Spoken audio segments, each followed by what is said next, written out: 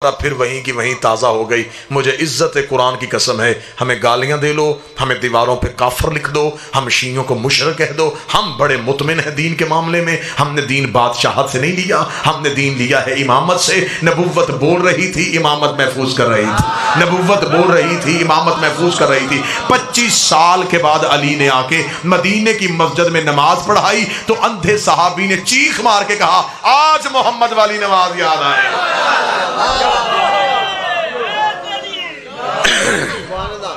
یہ بات میں کتابوں سے دکھانے کے لیے تیار ہوں کہ علی کی پہلی نماز میں ایک اندھا صحابی چیخ اٹھا، اس نے کہا آج محمد والی نماز یاد آئی۔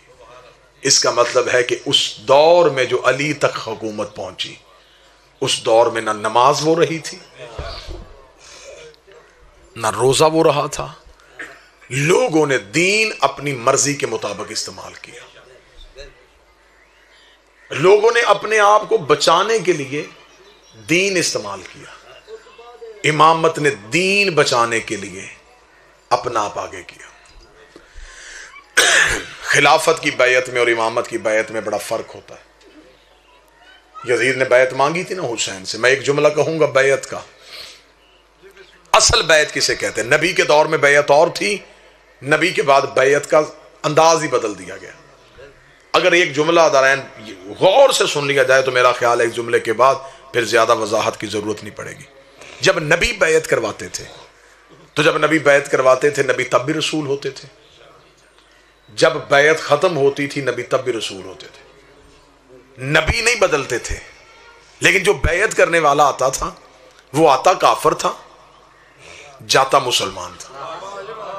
بیعت کرنے والا بدلتا تھا، بیعت لینے والا نہیں بدلتا تھا۔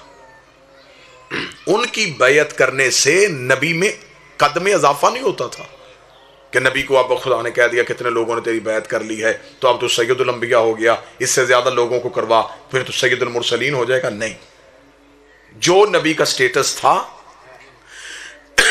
وہی کا وہی رہا۔ بیعت کرنے والے بدلتے گئے، نبی نہیں بدلا۔ نبی کی بیعت میں اور لوگوں کی بیعت میں فرق سمجھاؤں۔